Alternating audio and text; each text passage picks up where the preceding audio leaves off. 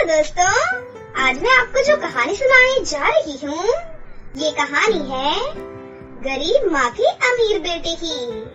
तो चलिए दोस्तों, देखते हैं आज की ये कहानी। मोहन नाम का एक कारपेंटर अपनी पत्नी श्वेता और बेटा रोहित के साथ रहता था। वो दिन रात मेहनत करता और अपने परिवार का पेट भरता था। मोहन बहुत ही सुंदर सुंदर और अलग अलग तरीके के दरवाजे, खिड़कियाँ और कुर्सियाँ बनाता था। सब लोगों को उसकी बनाई हुई चीजें बहुत पसंद आती थी। मोहन का बेटा भी अपने पापा की तरह कारपेंटर बनना चाहता था, लेकिन मोहन रोहित को तो पढ़ा लिखा कर एक अच्छा आदमी बनाना चाहता था। एक दिन रोहित अपनी माँ से कहता है, माँ, कल से मैं भी काम करने अपने पिताजी के साथ जाऊंगा। मुझे स्कूल में जाना बिल्कुल भी पसंद नहीं है। ये क्या बात कर रहे हो बेटा? तुम्हारे पिताजी तुम्हें पढ़ा लिखा कर बड़ा आदमी बनाना चाहते हैं और तुम हो जो उन्हीं की तरह बनना चाहते हो। तुम्हें पता भी है तुम्हारे पापा कितना काम करते हैं, तो अब जाकर हमें कुछ खाने को मिलता है। अपनी माँ की बातें सुनकर रोहित को बिल्कुल भी अच्छा नहीं लगता और वो रोने लगता है। तभी काम खत्म करके मोहन घर आ जाता है, तो रोहित को रोते हुए देख मोहन रोहित से कहता है, क्या हुआ रोहित, क्यों रो रहे हो? क्या तुमने उसे कुछ कहा है? श्वेता रोहित की बताई हुई सारी बातें मोहन को बताती है। तब मोहन रोहित से कहता है, ठीक है, कोई बात नहीं, कल से तुम मेरे साथ काम पर आ जाना। अब हम पहले खाना खाते हैं और खाना खाने के बाद हम दोनों बाहर घूमने जाएंगे। तभी श्वेता खाने के लिए रोटी और चटनी लाती है। उसे देखकर रोहित श्वेता से कहता है, मैं ये रोटी चटनी नहीं खाऊंगा। मुझे चटनी रोटी बिल्कुल भी पसंद नहीं है। खाना है तो खाओ, नहीं तो रहने दो, भूखे पेट ही रह जाओ।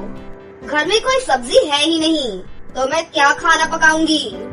तुम्हारे पापा की इतनी कमाई तो है नहीं कि हम हर रोज कुछ न कुछ अलग अलग बनाकर खाएं। रोहित अपनी माँ की बातें सुनकर चुपचाप से खाना खा लेता है। फिर मोहन रोहित को साइकिल पर बिठाकर जहाँ बड़े बड़े लोगों के बंगले थे, वो दिखाने के लिए लेकर जाता है। उसी वक्त उनके सामने एक गाड़ी आकर रुक जाती है। मोहन और रोहित गाड़ी की तरफ देखते हैं। गाड़ी के अंदर से एक आदमी उतरकर मोहन के पास आता है और कहता है, मोहन, तुमने मुझे पहचाना नहीं?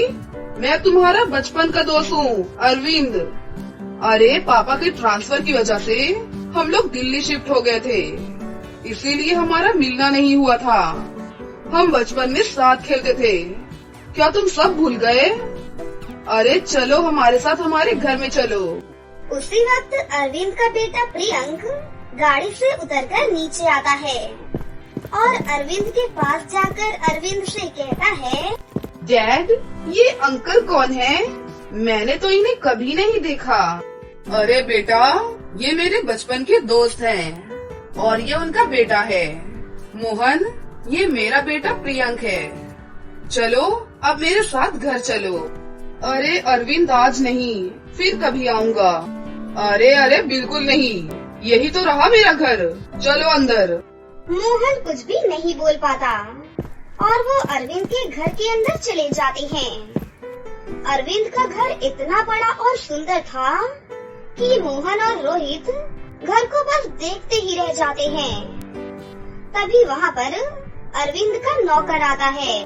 हरी, मोहन के लिए चाय और रोहित के लिए जूस लेकर आओ। उसके बाद नौकर चाय और जूस लेकर आता है और मोहन को चाय और रोहित को जूस देकर वहाँ से चला जाता है। उसी वक्त प्रियंक अरविंद से कहता है, डैडी, आज पढ़ाई करवाने की बारी आपकी है। आप मुझे ये मैथ का प्रॉब्लम प्लीज सॉल्व करवा दीजिए ना। अरविंद मोहन और रोहित को लेकर प्रियंक के कमरे में लेकर जाता है।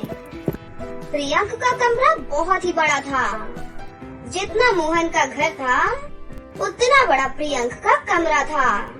जहाँ पर बड़े बड़े खिलौने, नई नई किताबें, लैपटॉप्स और कंप्यूटर रखे हुए थे, जो देखकर रोहित चौंक जाता है।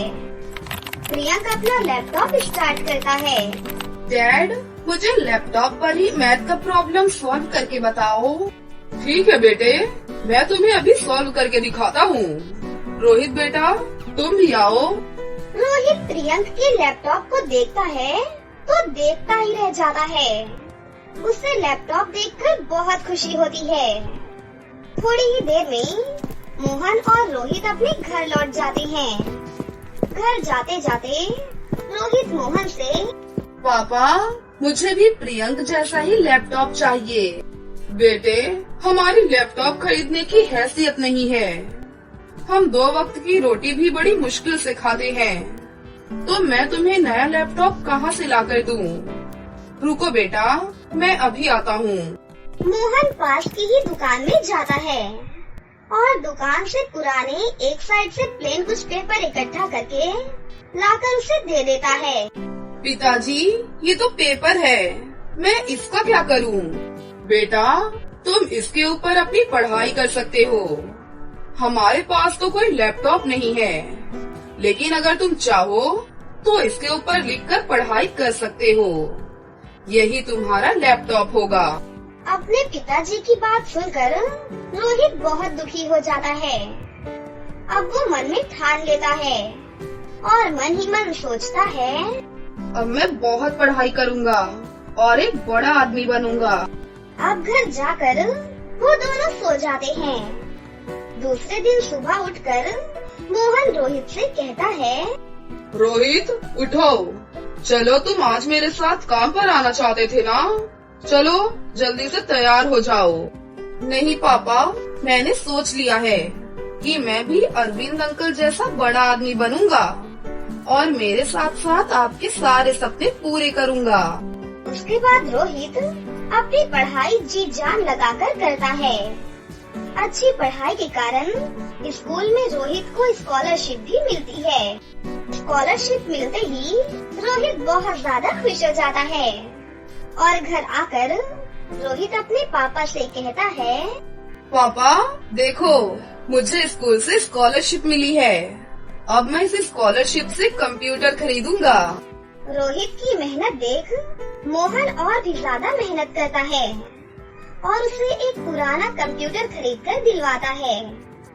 अब रोहित को समझ में आ चुका था कि पढ़ाई का उसके जीवन में क्या स्थान है। उसके मन लगाकर की जाने वाली पढ़ाई देख उसके माँ पिताजी भी अब बहुत खुश थे और कुछ सालों बाद रोहित पढ़ाई करके एक अच्छा और बड़ा आदमी बन जाता है। अब उसके पास बड़ा घर, गाड़ियाँ और सब कुछ था। फिर वो अपने सपनों के साथ साथ अपनी माँ और पिताजी के सपनों को भी पूरा करता है। इसलिए कहते हैं, जिसने की पढ़ाई उसने अपने साथ साथ अपने घर वालों की भी जिंदगी बनाई और जिसने ना की पढ़ाई उसने दूसरों की भैंस चराई। कुछ समय पहले की बात है। एक संजना नाम की लड़की अपनी सौतेली माँ यामिनी और अपने सौतेले भाई विकी के साथ रहती थी। यामिनी एक बहुत ही मतलबी औरत थी। वो अपने बेटे विकी की देखभाल बहुत अच्छे से करती थी। वहीं दूसरी तरफ संजना पर बिल्कुल भी ध्यान नहीं देती थी और उससे पूरे दिन नौकरानी की तरह घर का सारा काम करवाती थी और खाने के लिए उसे बचा कुचा खाना दे दिया करती थी। इसी तरह एक दिन संजना किचन में सफाई कर रही थी कि तभी पानी में फिसलकर संजना गिर जाती है और उसको बहुत जोर से चोट लग जाती है। जब उसे हॉस्पिटल लेकर जाया जाता है तो डॉक्टर बोलते हैं कि सुनिए, संजना का पैर खराब हो गया है और अब वो अपने पैरों पर कभी चल नहीं पाएगी।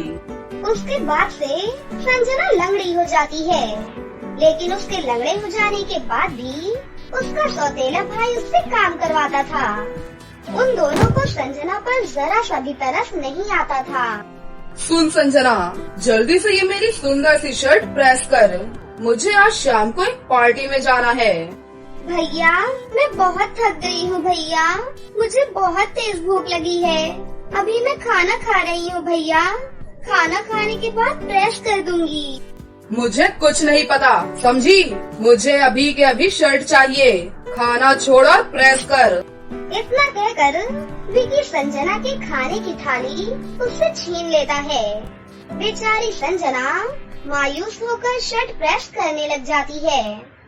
आयरन ज्यादा गर्म होने की वजह से विकी की शर्ट जल जाती है। ये देखकर संजना बहुत परेशान हो जाती है। हे भगवान, ये शर्ट तो जल गई। अगर विकी भैया को ये शर्ट नहीं मिली तो वो मेरी जान ही निकाल देंगे।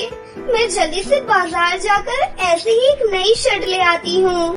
जैसे ही संजना विकी के लिए नई शर्ट खरीदने के लिए जाती है, तभी संजना को कुछ लड़के दिखाई देते हैं। अरे संजना, कहाँ जा रही हो तुम? विकी भैया की शर्ट प्रेस करते वक्त मुझसे जल गई है। मैं वैसी ही एक शर्ट बाजार से लेने जा रही हूँ, लेकिन मुझे कुछ भी समझ नहीं आ रहा। वैसी की वैसी शर्ट मुझे कहाँ मिलेगी? क्या तुम मेरी मदद कर सकते हो? हाँ हाँ, क्यों नहीं। वो शर्ट तो दुकान पर मिलती है। थोड़ी दूर चलने के बाद तुम्हें वो दुकान भी मिल जाएगी। आपका बहुत बहुत शुक्रिया भैया। उसके बाद संजना थोड़ा आगे बढ़ती है। थोड़ी ही दूरी पर संजना कीचड़ में गिर जाती है। ये देखकर वो लड़के जोर जोर से हंसने लग जाते हैं।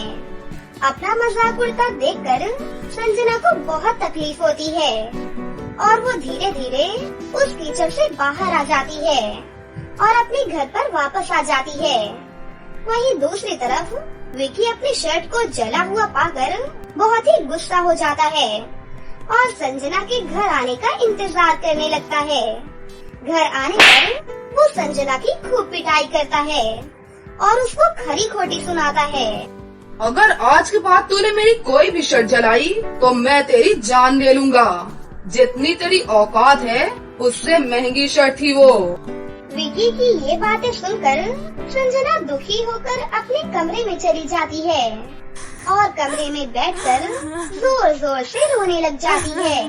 हे भगवान, मुझे ये कैसी जिंदगी मिली है जहाँ मेरा कोई भी अपना नहीं। ये दोनों माँ बेटा मुझे कितना परेशान करते हैं। जब देखो मुझे बिना बात के कुछ न कुछ सुनाते ही रहते हैं, मेरी पिटाई भी करते हैं। अब क्या होगा मेरा? क्या पूरी जिंदगी मैं इन्हीं लोगों से मार खाती रहूंगी? इसी तरह से काफी दिन और बीत जाते हैं। सुन संजना, आज मेरा मीठे मीठे फल खाने का मन हो रहा है। जल्दी उठ और जंगल से फल लेकर आ। भैया, आपको तो पता है ना कि मैं लंगड़ी हूँ। मुझे इतनी दूर जंगल जाने में बहुत कष्ट होगा और आप मुझे वहाँ क्यों भेज रहे हैं भैया? वहाँ तो खतरनाक जानवर रहते हैं। अगर किसी जानवर ने मुझ पर हमला कर दिया तो मैं तो भाग भी नहीं पाऊंगी भैया। अरे वाह, ये तो बहुत ही अच्छी बात है। अगर कोई जंगली जानवर तुझे मार कर खा जाएगा तो मुझे तुझसे छुटकारा मिलेगा और उस जानवर का पेट भी भर जाएगा। मैं आपकी बहन हूँ भैया, आप मेरे बारे में ऐसा क्यों सोचते हो? अरे पागल, तू मेरी बहन नहीं, सौतेली बहन है। अगर तुझे इस घर में रहना है तो मेरी बात माननी ही होगी। अब बातें बंद कर और जल्दी से मेरे लिए फल लेकर आ। संजना बेचारी भाई की बात मानकर जंगल की ओर निकल पड़ती है। लेकिन जैसे ही वो जंगल में पहुंचती है, उसे रास्ते में ही एक जादूगरनी दिखाई देती है। जादूगरनी संजना को देखते ही मन बहुत खुश हो जाती है और बोलती है, अरे वाह, इतने दिनों बाद कोई इंसान इस जंगल में आया है। अब तो मैं इसे मार कर इसकी बलि चढ़ाऊंगी। नहीं नहीं, मुझे मत मारो, मैंने तुम्हारा क्या बिगाड़ा है? मुझे छोड़ दो, मुझे घर जाने दो। वो जादूगरनी संजना की बातों में बिल्कुल नहीं आती और संजना को पकड़कर अपने जादुई जंगल में ले जाती है। पास के जंगल में रहने वाली लीना परी ये सारी चीजें देख रही थी।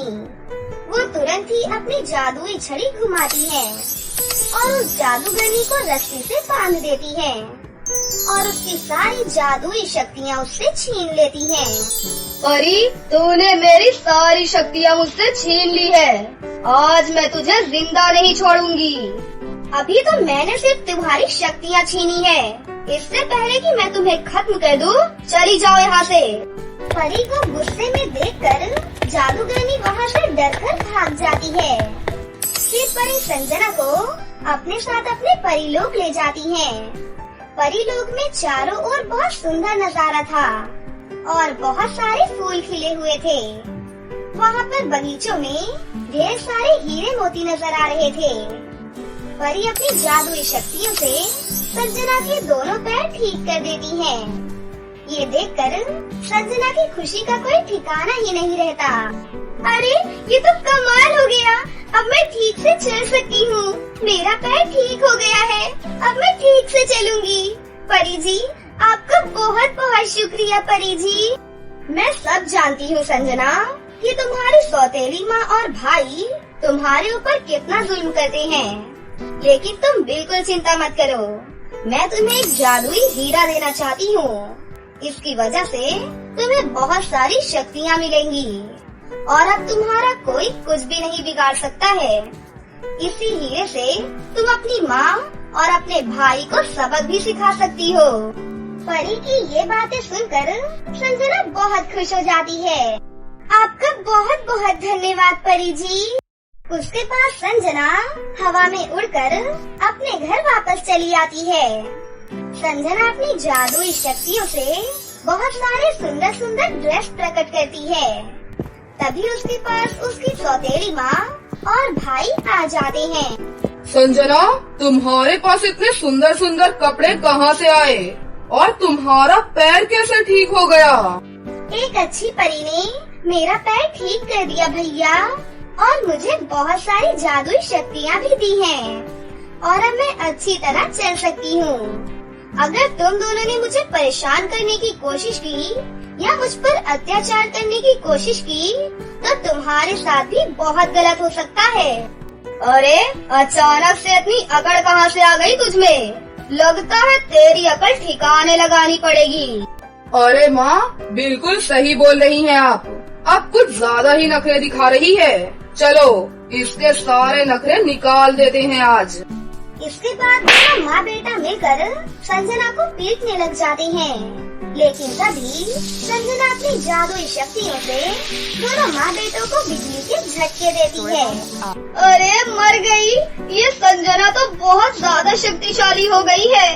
अरे मुझे माफ कर दे बेटी, मैं आगे से तेरे साथ कभी भी गलत नहीं करूँगी। इतने दिनों से तुम दोनों ने मेरे ऊपर बहुत अत्याचार किए, मैं तुम दोनों को कभी माफ नहीं करूँगी और ना ही तुम दोनों को अपने साथ इस घर में रखूंगी। घर में क्या, तुम तो इस गांव में भी रहने लायक नहीं हो। निकल जाओ यहाँ से। बेटा हमें अपने साथ रहने दे, हमें मत निकाल बेटा।